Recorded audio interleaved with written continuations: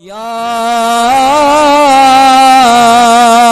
अय्युहल्लज़ीना आमनुत्तकुल्लाह। ऐ ईमान वारो, ईमान जी दौलत रखण वारो, मां रब्बुल आलमीन अवां सां मुखातब आहियां, अवां के हुक्म फरमाए रहियो आहियां।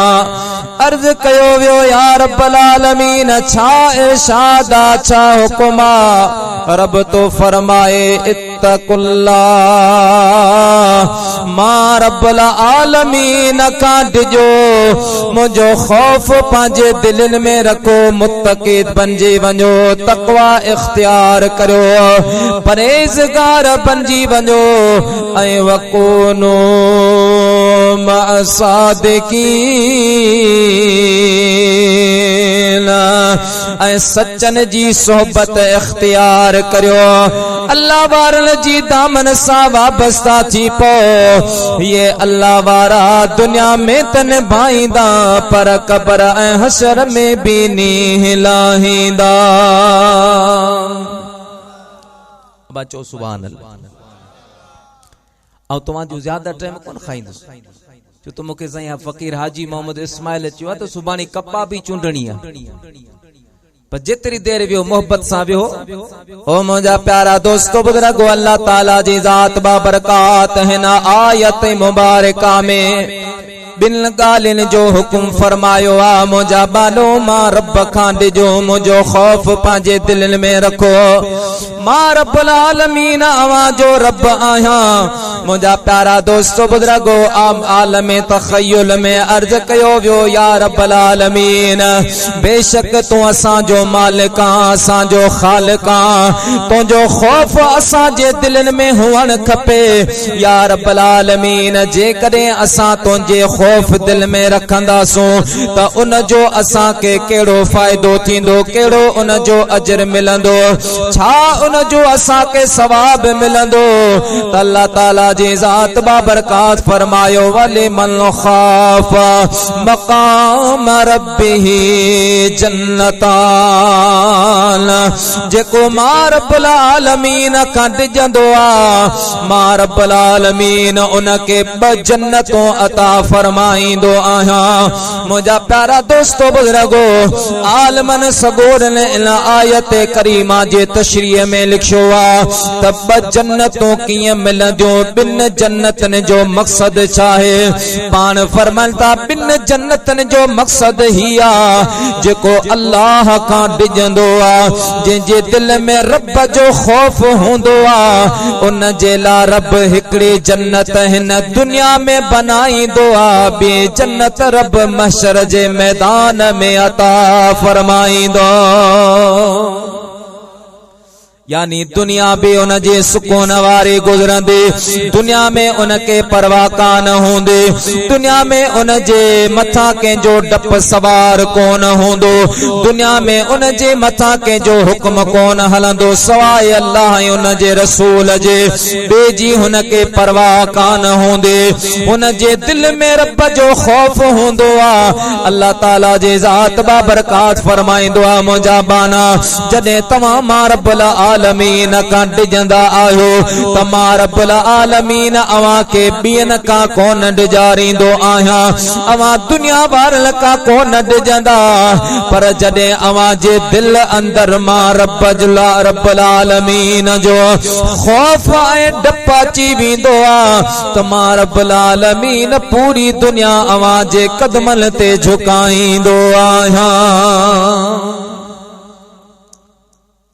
आसान समझान जे लाइ तव्हांखे हिकिड़ो सादो मिसाल ॾियां। तव्हां असांजा उस्ताद, तव्हां असांजा महबूब रहबरो रहनुमा मुंहिंजा प्यारा हज़रत से काज़ी अब्दुल मजीद कुरैशी रहमतुल्लाह अलैह बज़ाहिर न ऑफिसर हा, न मुंहिंजा प्यारा दोस्त बुजुर्गो वज़ीर हा, न मुशीर हा, न दुनिया जो ओदो हो, फ़कीर तबियत जा तॾे ते वेहण वारा, अल्लाह अल्लाह करण वारा, काल अल्लाह काल रसूल जो विर्द हण वारा। मुंहिंजा प्यारा दोस्तो फकीरन वारी जिंदगी गुजारन वारा पर संदन दिल में ए अल्लाह पाक जो खौफ हो, रब्बुल आलमीन जो डप हो, पान मुत्तकी परहेज़गार हा। मुझा प्यारा अज लस्बेले जिले जे बच्चे बच्चे जी दिल में हजरत काजी साहब जी मोहब्बता, काजी साहब जो अदबा, काजी साहब जी ताजीम तकरीमा, यो छा जो बदलो आ मुझा प्यारा रब्बुल आलमीन जे खौफ ऐं तकवा जो बदलो आहे। वडा वडा दुनिया जा मानू भी साईं काजी साहब रहमतुल्लाह ताला अलैहि जी कदमन ते करंदा हा। छा हो दुनियावी पावर न हो, पाण फकीर तबीयत जा हुंदा हा, नंढन सा नंढा वडन सा वडा। कदे इयो भी कंहिंखे महसूस थियण न ॾिनऊं त मूं वटि बि इल्म जो केतिरो खजानो आहे। जॾहिं मुंहिंजी हज़रत क़िबला काजी साहब रहमतुल्लाह ताला अलैहि सां पहिरीं मुलाकात थी तॾहिं मूंखे बि इहा ख़बर कान्हे त एॾो को जय्यद आलिम आहे। ओ मुंहिंजा प्यारा दोस्तो बुज़ुर्गो, तव्हां सां खुश नसीब आहियूं जिनखे रब्बुल आलमीन एड़न जो साथ अता फरमायो आ। हिकु त मुंहिंजा प्यारा रब्बानी आलिमन जो घरानो आ, मुंहिंजा प्यारा फकीर घरानो आ ऐं कुरैशी खानदान आ। मुंहिंजे महबूब करीम सल्लल्लाहु अलैहि वसल्लम जे खानदान मां हिकिड़ी शाख हिते बि आई आ। जॾहिं क़यामत जो ॾियारो थींदो अल्लाह ताला जे ज़ात बाबरकात क़िबला काज़ी साहब रहमतुल्लाह ताला अलैहि के भी हुकुम फरमाईंदो, ओ काज़ी साहब जेके तो सां मोहब्बत रखंदा हा, जेकी तुंहिंजे अकीदत में रहंदा हा, जेकी तुंहिंजा हामियो मददगार हा, अज मशर जो मैदान आ, गॾु करण तुंहिंजो कम आ। जन्नत मोकल मां रब्बुल आलमीन जो कम आहे। सुभान अल्लाह। अल्लाह खां जेको अल्लाह खां डिजंदो आ रब्बुल आलमीन जी ज़ात बाबरकात सरब डिजारींदो नाहे। अल्लाह पाक बाने सां प्यार भी कंदो आ। केतिरो रब्बुल आलमीन पंहिंजे बाने सां प्यार कंदो आ। बुखारी शरीफ में हदीस आ, हिक मर्तबा मदीने जा मीर सल्लल्लाहु अलैहि वसल्लम जंग ता मोचा। मुझे महबूब करीम सल्लल्लाहु अलैहि वसल्लम जा सहाबा कराम बेहा हबीब करीम सल्लल्लाहु अलैहि वसल्लम हिकड़े गोठ जे पासे में अची मुझे महबूब करीम सल्लल्लाहु अलैहि वसल्लम पड़ाओ विधो आ। उते मुझे महबूब करीम आराम फरमायो, रात उते गुजारिया, फजर जी नमाज उते पढ़िया। गोठ वारन के खबर पया त अज असांजे गोठ जे पासे में ओ अल्लाह जो महबूब आयो आ, जंहिंजे लाइ रब पाक पूरी कायनात बनाए आहे। उन गोठ जो जेको सरदार हो वो मुझे महबूब जी बारगाह में है। अर्ज करण लॻो, या रसूल अल्लाह, या हबीब अल्लाह, अज असांजा भाग भला, असांजो नसीब खुलियो आ जो तव्हां जहिड़ो प्यारो हबीब असांजो मेहमान छो आ। महबूब असां त तव्हां जा गस न्यारींदा आहियूं, चवंदा आहियूं त मूं घर अचे थिए जे मेहंदरो मेहमान त ताणे तनूरन खे भेरे हणा भाण पो पेकन सूदो पाण सिर घर घोरा सैयदता। मुझा महबूब मरहबा मरहबा अहलन व सहलन मरहबा भली जी करे मुझा राणा आया। वो सरदार साहब मुझे हबीब करीम सल्लल्लाहु अलैहि वसल्लम के वठी पंहिंजे घर आयो आ। मुझा महबूब करीम वेठा हा त मुझा प्यारा सामो हिकड़ी माए साहब आहे, खाधो पचाए रही आ, बोरची खाने में वेठी आ। माए मानी पी पचाए, उन जो नंढड़ो बच्चो आ जेको मां जे करीब वेठो आ। वो बच्चो बार बार बाहे जे करीब पियो अचे। वो मां पंहिंजे बच्चे के बाहे का हटाए पे। मुझे मुझे हबीब करीम सल्लल्लाहु अलैहि वसल्लम यो पूरो मंजर ॾिठो आ जॾहिं मुंहिंजा हबीब पाक सल्लल्लाहु अलैहि वसल्लम फारग छा उहा माई साहबा मुझे महबूब करीम जे बारगाह में आया अर्ज कन लगी या रसूल अल्लाह या हबीब अल्लाह मां हिकड़ो मसलो खणी आई आहियां मुझे महबूब फरमायो माए चओ छा थी चवे अर्ज कन लगी या रसूल अल्लाह मूंखे ॿुधायो त मां पंहिंजे बच्चे सां ज्यादा प्यार कंदी आ या रब्बुल आलमीन पंहिंजे बाने सां ज्यादा प्यार कंदो आ मुझे महबूब करीम फरमायो माई साहबा मां जो प्यार बि सुभान अल्लाह पर मां जे प्यार खां अल्लाह रब्बुल आलमीन पंहिंजे बाने सां कई करोड़ हिस्सा ज्यादा प्यार कंदो आहे सुभान अल्लाह। माई साहबा मां पंहिंजे बच्चे सां मोहब्बत कंदी आ पर अल्लाह तबारक व ताला मां का कई हिस्सा ज्यादा पंहिंजे बाने सां मोहब्बत ऐं प्यार कंदो माए अर्ज कयो या रसूल अल्लाह या हबीब अल्लाह पो जे कदे अल्लाह रब्बुल आलमीन मां का वधीक प्यार कंदो आ तो मुझा सोना तवा पान डिठो मां मानी पे पचाई मुझो बच्चो दुनियावी बाहे जे करीब पे आयो मुखे इहो पसंद कोन लगो त मुझो बच्चो को दुनिया जे बाह में सड़े इन जा उजवन के तकलीफ अचे मुझा हबीब मां आया मुखा बर्दाश्त कोन थींदो वो मुखे बुधायो त जे कदे अल्लाह तबारक व ताला जो पांजे बाने सा मां का वधीक प्यार आहे त पो रब करीम पांजे बानन के किया दोज़ख जी बाहे में साड़ींदो जदे माए या गाल कया त नबुवत वारे अखिन मां रुड़क टपके आया मुझे प्यारे हबीब करीम फरमायो माई साहबा अल्लाह तबारक व ताला जी जात बाबरकात कदे भी के जहन्नम में कौन मोकलींदो कदे भी के बाहे में कौन साड़ींदो उहे पंहिंजो पान जहन्नम में वींदा वरना रब करीम त पंहिंजे बानन जे ला जन्नत बनाए आहे सिर्फ जन्नत बनाई ना है बल्कि अल्लाह रब्बुल आलमीन इहो बि वाज़े ॿुधाए छॾियो आहे त मुसलमानो ही रस्तो जन्नत जो आहे ही रस्तो जहन्नमीन जो आहे ॿुधायो बि अथस वाज़े कयो अथस अबा रस्तो वाज़े थी वियो त पोइ हाणे तुंहिंजी मर्ज़ी आहे चाहे जन्नत में वन चाहे दोज़ख में वन अल्लाह तबारक व ताला पांजे बानन सा प्यार कंदो आ एडो त अल्लाह पाक जो प्यारा जो मुझा प्यारा दोस्त बुजुर्गो हदीस पाक में इंदो आ नबी पाक सल्लल्लाहु अलैहि वसल्लम इरशाद फरमाइन था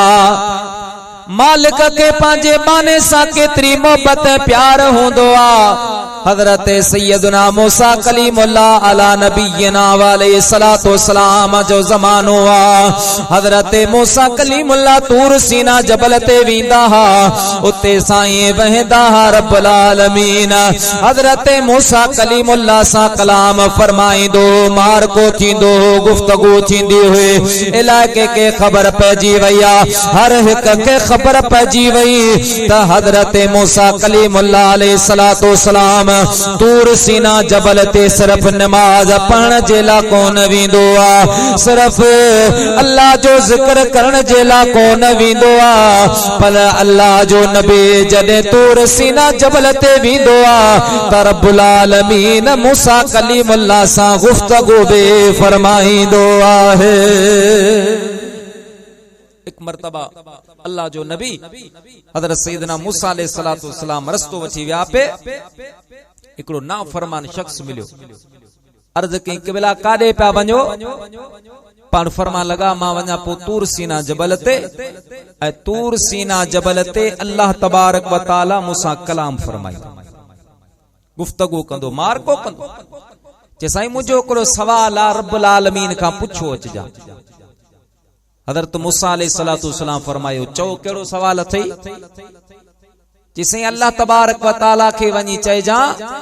त फिलानो बानो चवे तो मुझा या रब्बल आलमीन आऊं तोखे पंहिंजो रब करे मञाई कोन थो, रब करे तोखे मञाई कोन थो। पो जेकॾहिं तोखे मुंहिंजो रिस्क बंद करणो आहे तूं भले मुंहिंजो रिस्क बंद करे छॾ, मूंखे परवाह न आहे। एड़ो मुझा प्यारा दोस्त बुजुर्गो खतरनाक न्यापो ॾिनई आ, पैगाम ॾिनई आ। अल्लाह जो नबी हजरत सैयदुना मूसा अलैहिस्सलातो सलाम जॾहिं इहे कलिमात ॿुधा पाण फरमा लगा बेहया रब्बुल आलमीन तोखे ज़िंदगी ॾिनी आ, अल्लाह ताला जी ज़ात बाबरकात तोखे औलाद ॾिनो, दौलत ॾिनी, मिल्कियत ॾिनी। बेटा साहब रहमतुल्लाह ताला अलैहि फरमाईंदो आ त कुत्ता क़रीबन सां तूं दावा रखी मदड़, कुत्ता क़रीबन सां तूं दावा रखी मदर। अरे जिनी सिखारी वड़ तो डंद ॾिखारी उन्हनि खे। जे रब्बुल आलमीन तुंहिंजे मथां हेॾो इनाम कयो आ, जे मालिक करीम तुंहिंजे मथां हेॾी महिरबानी कई आ, अॼु उन खे तूं इहे लफ़्ज़ तो पैगाम तौर मोकिली, तोखे हया नथी अचे, शर्म नथो अचे। अल्लाह जे प्यारे नबी हज़रत मूसा अलैहिस्सलातो सलाम उन शख्स जे मुंहिंजा प्यारा दोस्त बुजुर्गो बेइज्जती कया, तंबी फरमाया, पाण रवाना थी विया, दिल गवारा कोन कयो त मां पंहिंजे रब करीम खे अहिड़ो पैगाम पहुचाया। या अल्लाह तूं त रहमतन वारा मींहं बि वसाईंदो आहे, मुंहिंजा मालिक करीम तूं त रोज़ियूं बि ॾींदो आहे, ज़िंदगी बि तूं ॾिनी आहे। या रब्बुल आलमीन पलान खां बिछुन खां हिफाज़त करण वारो बि तूं रब पाक आहे, पर तुंहिंजा हेड़ा बि नादान बाना आहिनि जेकी हेड़ी तरह जा पैगाम मोकिलिन पिया, दिल गवारा कान कया। हज़रत मूसा अलैहिस्सलाम पैगाम कोन ॾिनो। मुंहिंजा प्यारा जॾहिं अल्लाह पाक सां गुफ्तगू जो वक़्त ख़त्म थियो आहे, पाण रवाना छा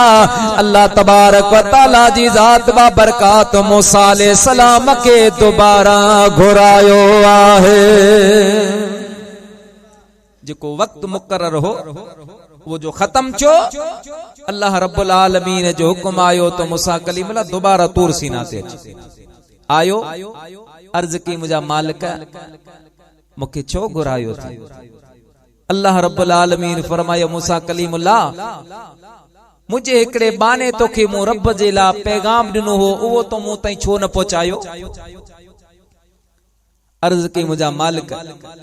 मूंखे हया पे आयो, वे गलत कलिमात मां कीअं तो रब जी बारगाह में पेश करियां। अल्लाह ताला जी ज़ात बाबरकात फरमायो मूसा कलीमुल्लाह ॿुधा उन छा चयो हो। हज़रत मूसा कलीमुल्लाह अल्लाह जे हमद बयान कई, तस्बीह पढ़ी आ। मुझा प्यारा मुसलमान भाइरो अल्लाह पाक जो जिक्र करे करे रब्बुल आलमीन जी वॾाई बयान कंदे, अल्लाह पाक जी तारीफ़ कंदे कंदे उन खां बाद में अर्ज कई मुझा मौला उन बाने मूंखे चयो त अल्लाह पाक के वञी चयो त मां तोखे पंहिंजो रब करे नथो मञा, पोइ जेकॾहिं तोखे मुंहिंजो रिस्क बंद करणो आहे, रोज़ी बंद करणी आहे, भले बंद करे छॾ, मूंखे परवाह काने का। हज़रत मूसा कलीमुल्लाह पैगाम ॾिनो आहे, अल्लाह ताला जी ज़ात बाबरकात फरमायो मूसा कलीमुल्लाह वञी अॼु मुंहिंजे बाने के पैगाम ॾे त मुंहिंजा बाना तो त ही पैगाम मोकिलियो आहे, पर मां रब करीम जो ही जवाब अथे। मुंहिंजा बाना तूं चवे थो तूं मूंखे रब करे नथो मञी, तुंहिंजी मर्ज़ी आहे, पर मां रब्बुल आलमीन तोखे पंहिंजो बानो चवंदो रहंदुसि जेसी दुनिया में तुंहिंजी ज़िंदगी आ। मां रब्बुल आलमीन के भले तूं पंहिंजो रब करे मञ या न मञ, पर जेका मां तुंहिंजी लोहे महफूज़ में ज़िंदगी लिखी आ, जेसी तुंहिंजी ज़िंदगी आ त रिज़्क़ ॾियण बि मां रब्बुल आलमीन जी ज़िम्मेदारी आहे। सुभान अल्लाह। एॾो करीम रब, एडो मेहरबान रब रहमत खुदावंदी हर वक्त पांजे बाने के पुकारींदी खुदा जो कसम 80 साल 90 साल 100 साल जिंदगी अल्लाह पाक जी सां बगावत कंदे गुजरी वने इंसान जे ज़हन दिमाग मां अल्लाह पाक जो नालो निकरे वने रब्बुल आलमीन के भुलाए छड़े पर रब पाक जे रहमत हमेशा पुकारी दिया मुझा बाना तो मु रब के विसारियो आ लेकिन मां रब्बुल आलमीन तो के कोन विसारियो आ कदे तो जो रिज़्क बंद कोन कयो आ कदे तो जी रोज़े बंद कान कया कदे तो जे मथा का मुसीबत नाज़िल कान कया कदे मां रब्बुल आलमीन तो जे मथा बरसात बंद कान कया तू याद कर या न कर मां रब्बुल आलमीन तो के याद फरमाई दो आया ओ मुझा मुसलमान भाई 80 साल 90 साल अल्लाह जी नाफरमानी में गुजरंदे जडे दाढ़ी में अच्छा वार अची वञल था मथे में अच्छा वार अची वञल था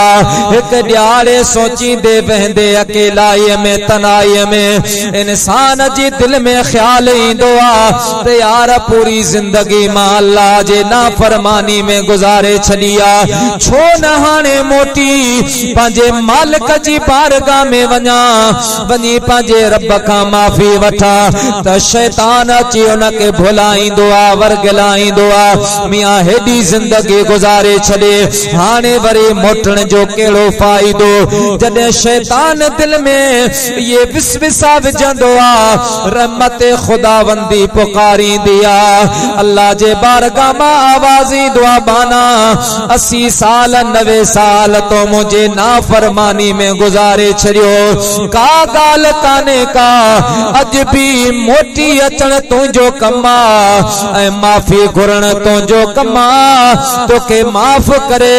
पांजो महबूब बानू बनाण मार बकरीम जो कम आहे सुभान अल्लाह अल्लाह पाक पांजे बाने सा इतरो त प्यार कंदो आ एतरो त प्यार कंदो आ आसान लफ्जन में तवा के समझाया त दुनिया में केखे भी एतरो परचाण राजी करण आसान ना है जितरो रब करीम के राजी करण आसान है जो त अल्लाह पाक जो बानन सा प्यार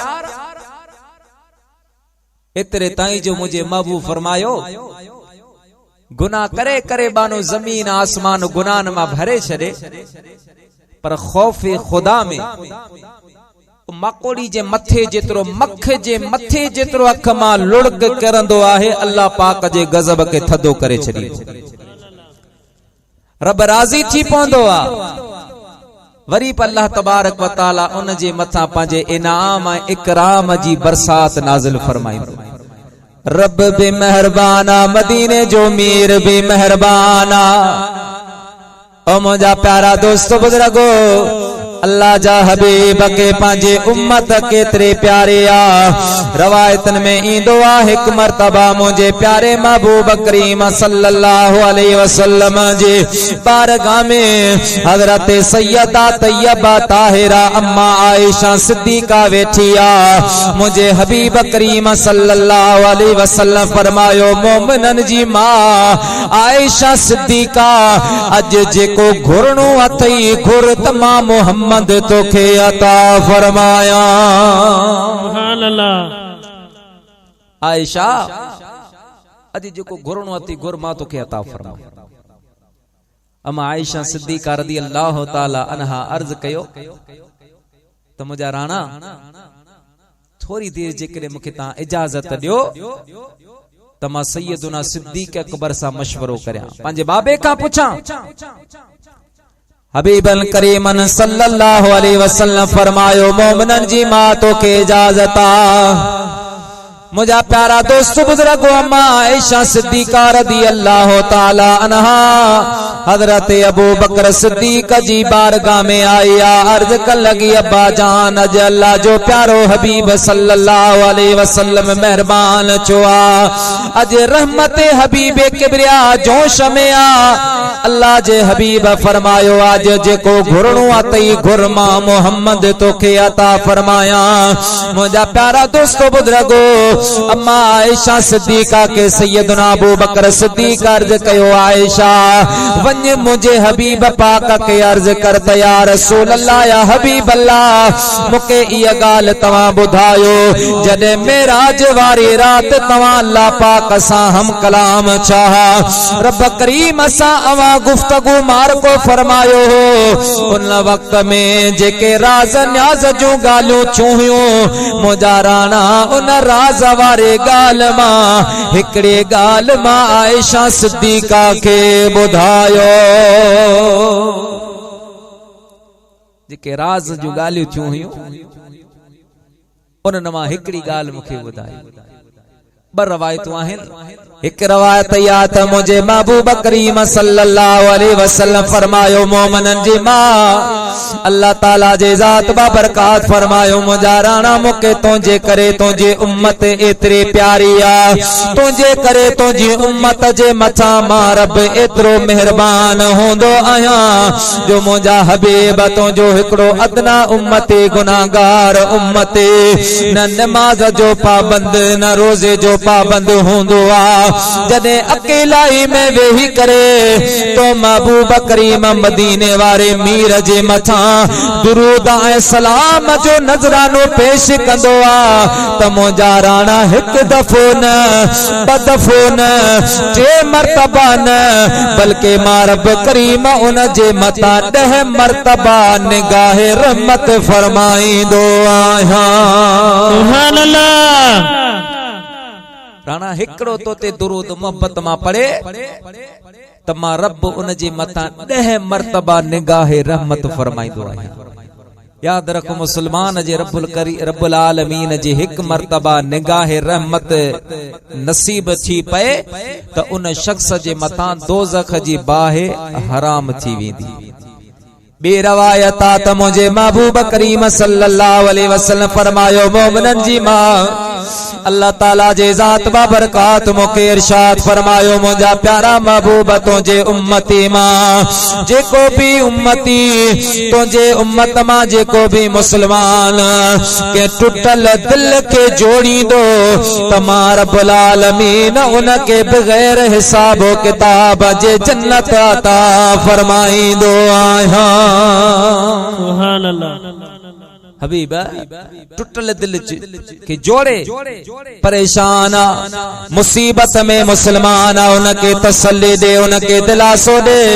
अदा दुख जा ॾींहं थोरा होंदा आहिनि दुखन जे पुठियां सुख ईंदा आहिनि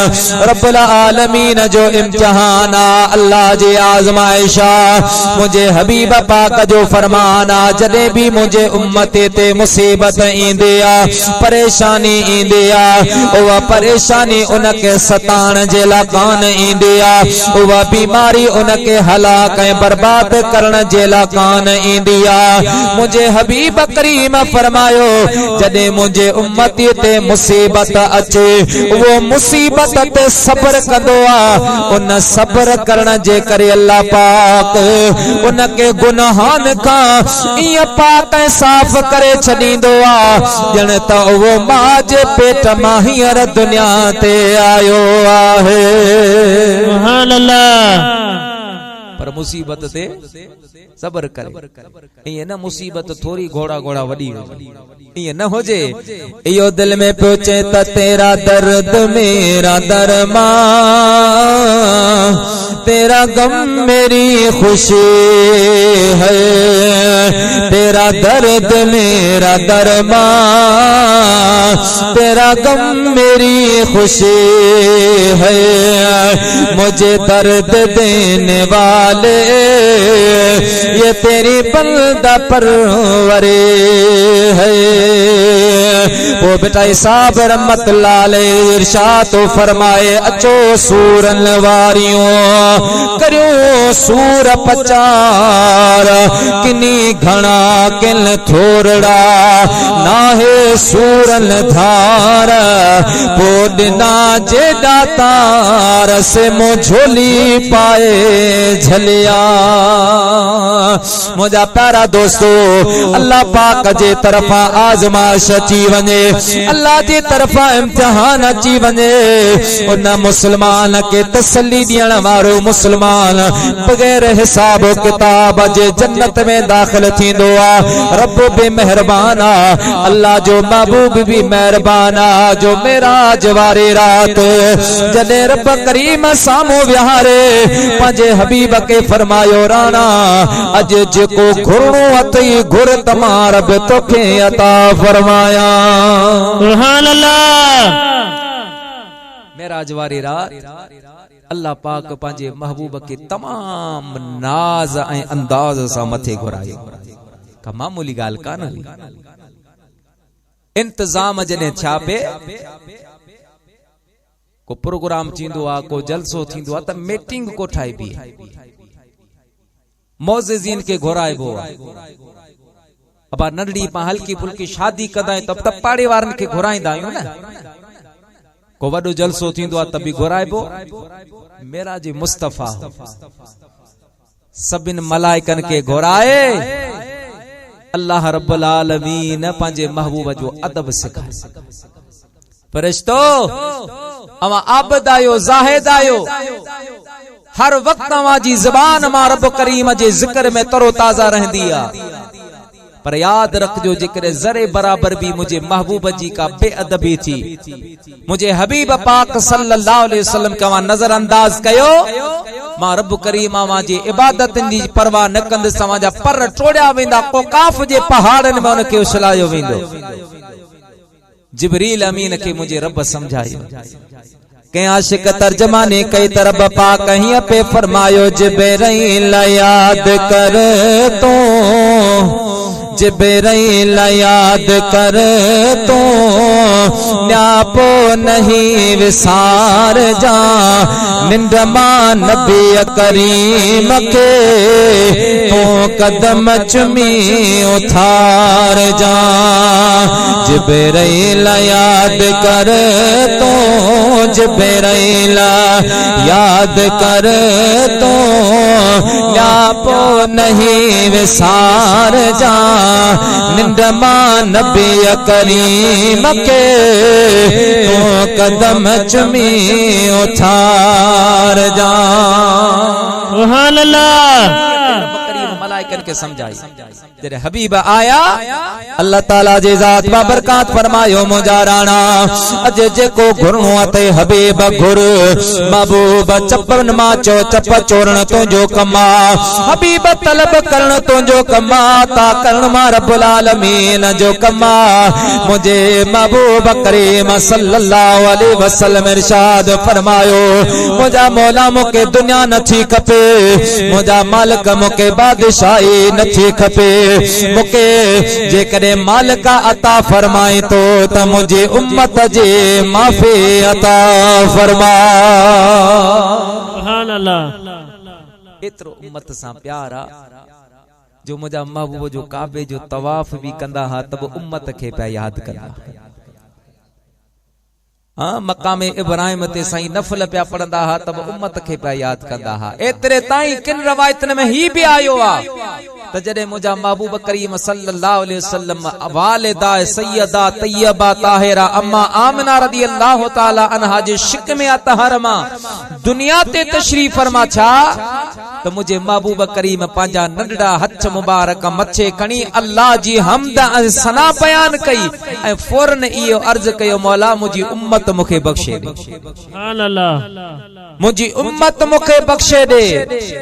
ओ मुझा प्यारा दोस्तों एडो मेहरबान नबिया हजरत सैयदना अनस बिन मालिक का रवायत त हिक मर्तबा मां के शौक तो माजी दिल घुरियो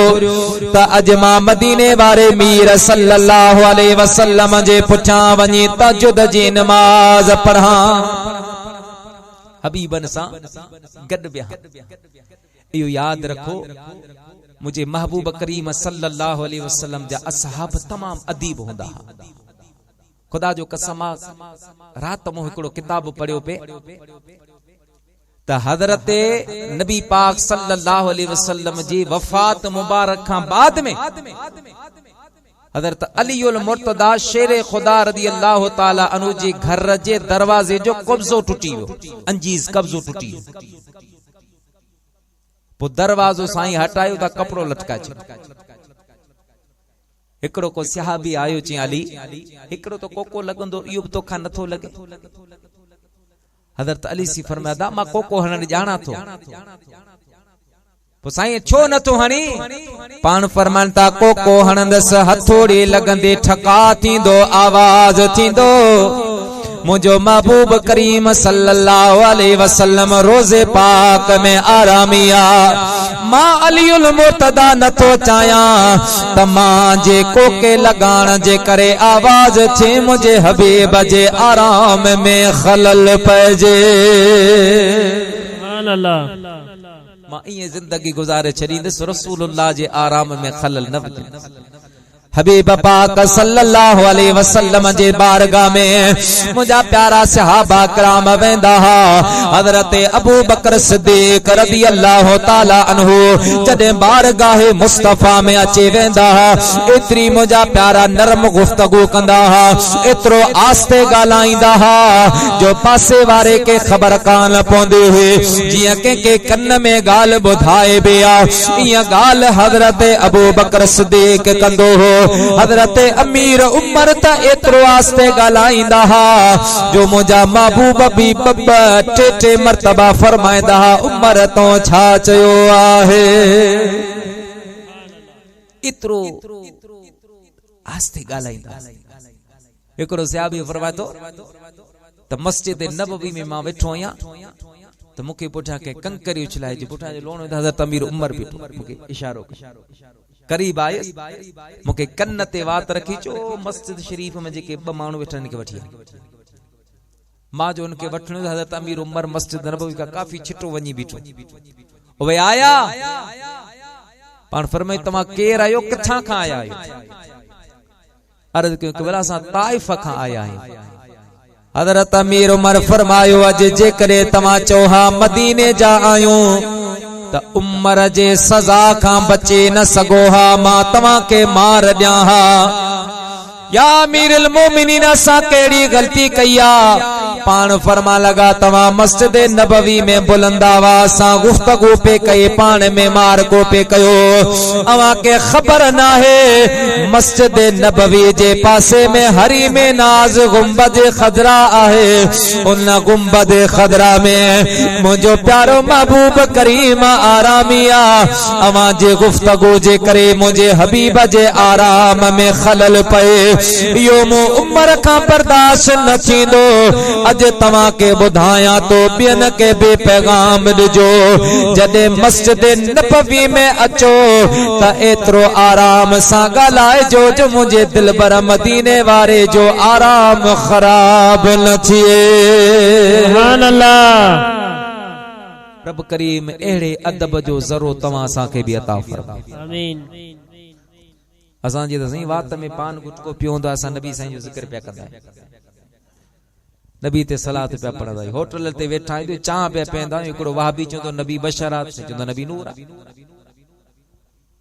महबूबन करीमन सल्लल्लाहु अलैहि वसल्लम जी शख्सियत जे मथा असां बहस पिया कंदा आहियूं। पान के आशिक रसूल समझंदा आहियूं ना केर भी सवाल करे तोखे उन सां बहस करण जी जरूरत ना है। उनके तू चबा तुझो मजहब तोखे मुबारक जेकॾहिं मूंखां पुछी थो त मुंहिंजो अक़ीदो इहो आहे त या रसूल अल्लाह या हबीब अल्लाह हिन कायनात में अल्लाह तबारक व तआला खां बाद में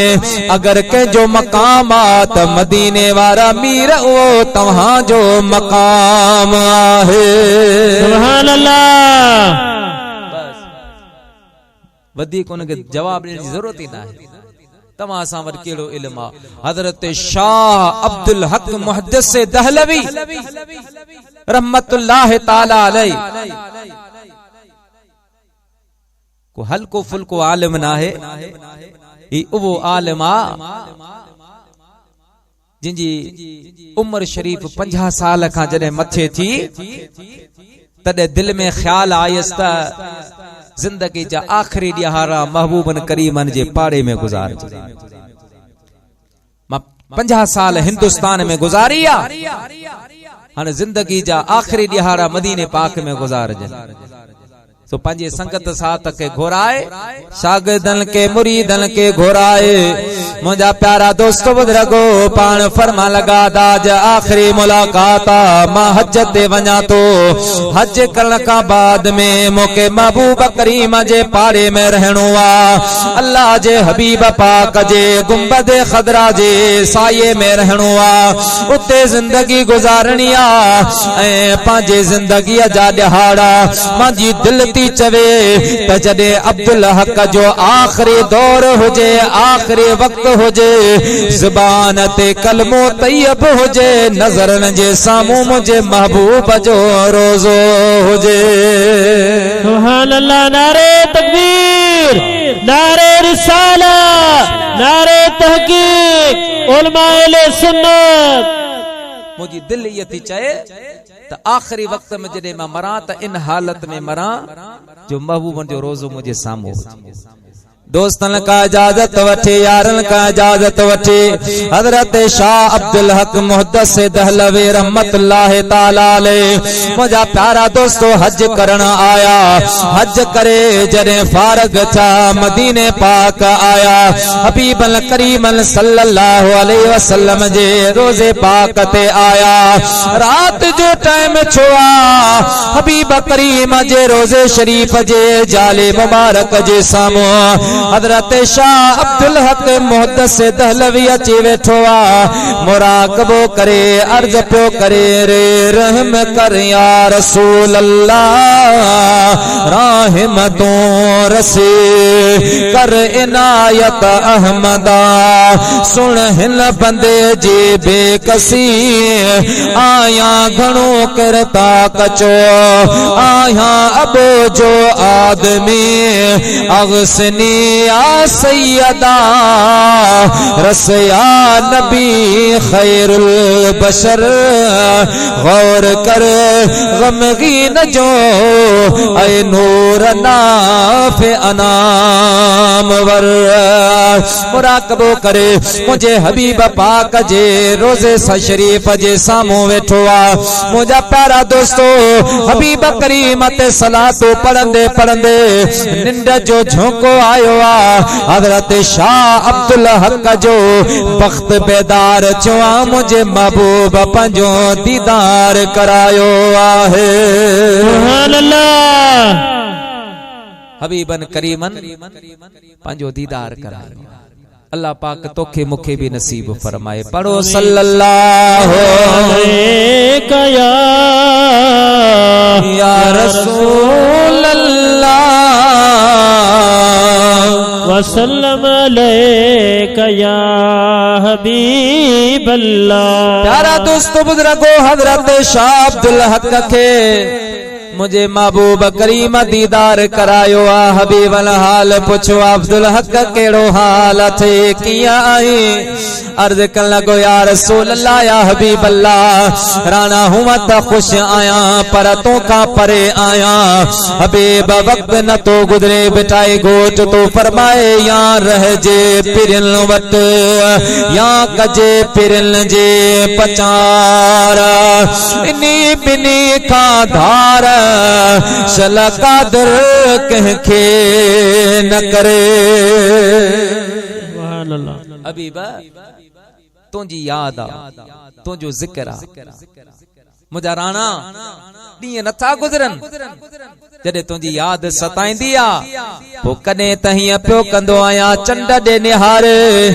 चवंदो पियो आहियां त चंड रोज़ मदीने खां तो लंघी मुंहिंजा सजनन खे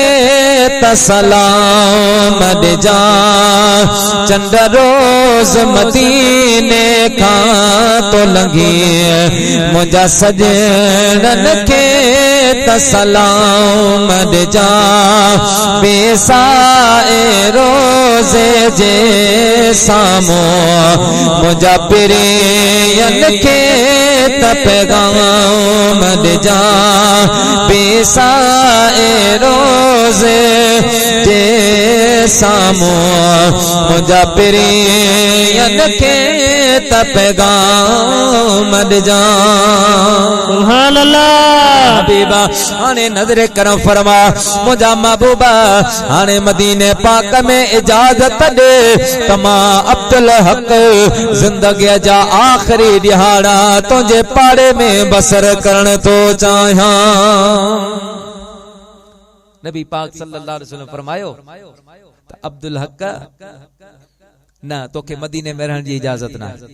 वापस हिंदुस्तान में यो जवाब दी मुझा महबूब पर्दे में हलिया बी रात वरी भी मुराकबो कयूं दुरूद शरीफ पढ़ंदे महबूबन वरी भी दीदार कराई अर्ज के राणा मेहरबानी करियो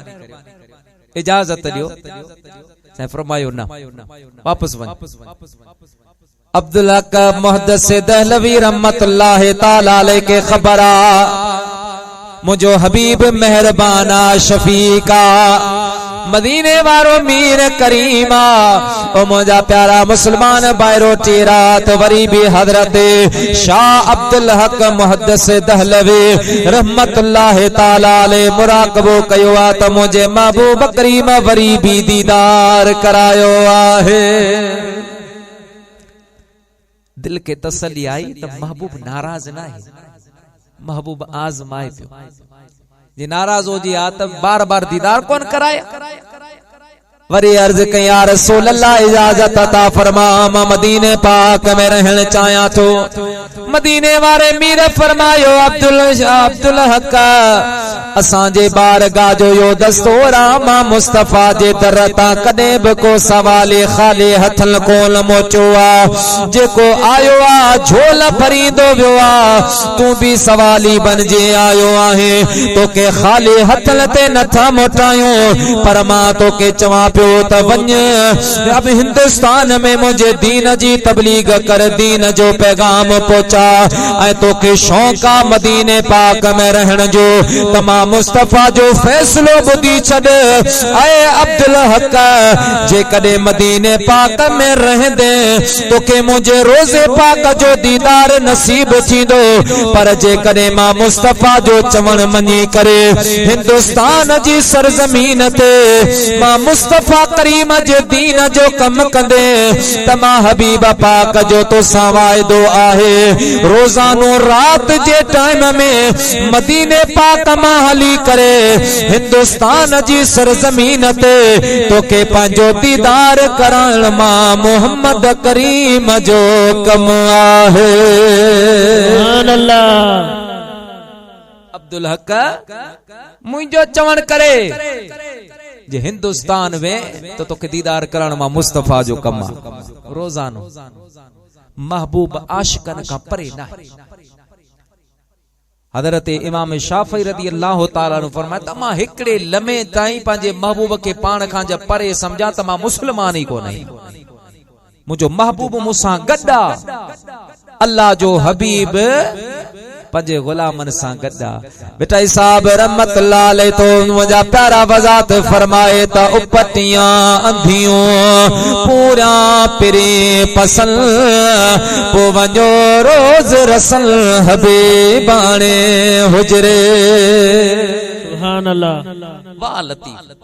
जो उपटियां अंधियों जे अखियों खोलिया तो दुनिया पे ॾिसां जे पूरा पिरी पसंद अखियों बंद करा तो मुझो महबूब मुझे सामू बीठो उल्टे चाल चलते हैं दीवान गाने इश्क आंखों को बंद करते हैं दीदार के वास्ते पो मुझे महबूब जो ये गुलाम किया दीदार कंदा आहिन बेटा साहब रहमतुल्लाह ताला ले फरमाता जदे मां पाजे महबूब जो दीदार कंदो आया त हिन अंदाज में पाण तो फरमाए अख पिरियां जे अख में ही आ कुठलन कम लाहे डिज लतीफ चे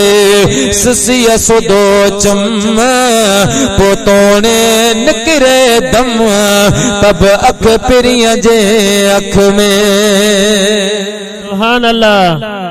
जडे महबूब जे दीदार में बींदायूं पो दम निकरी वने चम कटजी वने मांस जली वने तब महबूब जे चेहरे मुबारकन में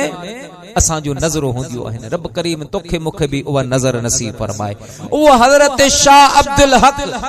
रदी अल्लाह ताला अन्हु रहमतुल्लाह अलैहि एक मर्तबा ख्याल आयस तो मां भी वडा किताब लिखया हैं हाने हिकड़ो एड़ो किताब लिखा जे किताब में खालिसतन जिक्र मुस्तफा हो न नमाज न रोजो न हज न ज़कात कुछ भी न जे होजे त जिक्र मुस्तफा हो कुरान पाक खनी 3 डी 3 रातियों पढ़ी पढ़ी पढ़ी पढ़ी पढ़ी 3 दिन का बाद कुरान बंद करे गुंबदे खदरा डाडा मो करे मुझा प्यारा दोस्तों बुजुर्गो कुरान के चुम्मिया खिलते रखे अर्ज कन लगो ला युमकिनु सनाओ कमा कान हक़ हो बादज खुदा बुजुर्ग तो एक किस्से मुख्तसर या रसूल अल्लाह या हबीब अल्लाह राना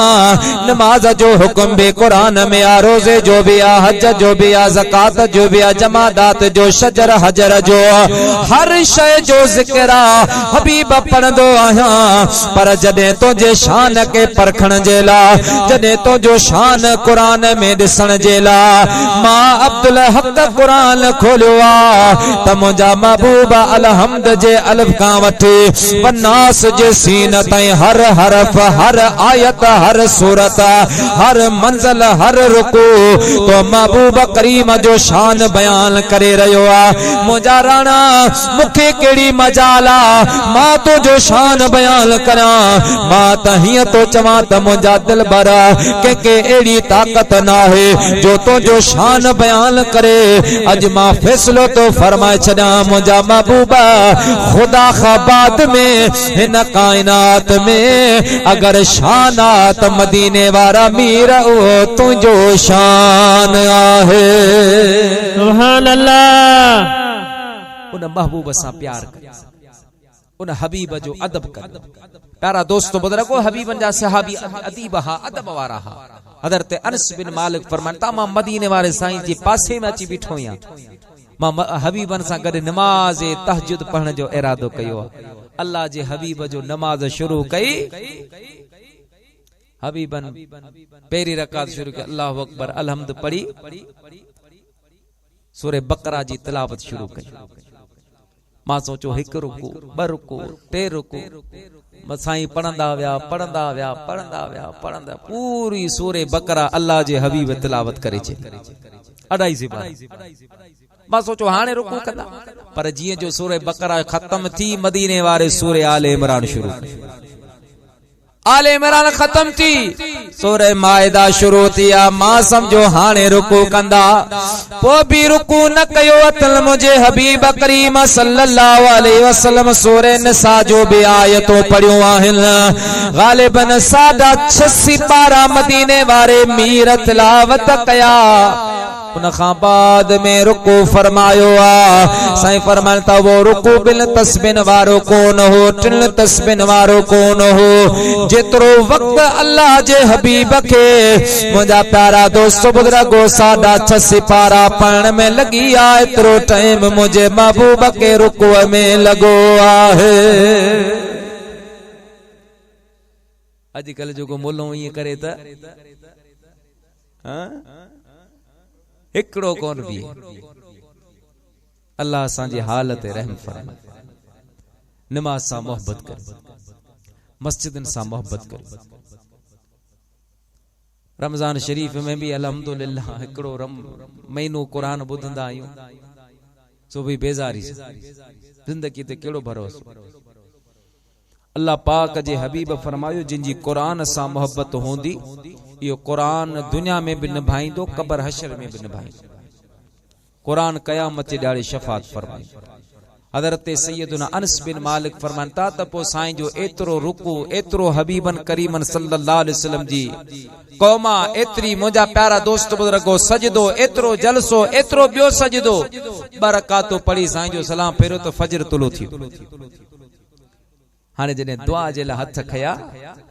तॾहिं मुंहिंजे महबूब करीम पंहिंजे लाइ दुआ कान घुरी, हसनैन करीमैन जे लाइ दुआ कान घुरी।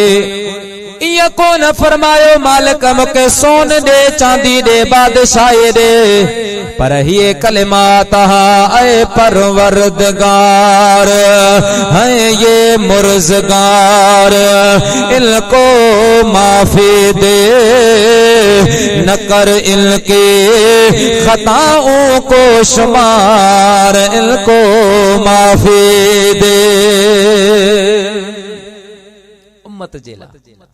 कदे गारे हेरा में, कदे गारे सौर में, कदे मुझा प्यारा मके पाक में मुझे हबीब जा हथ खया पिया हूंदा हा,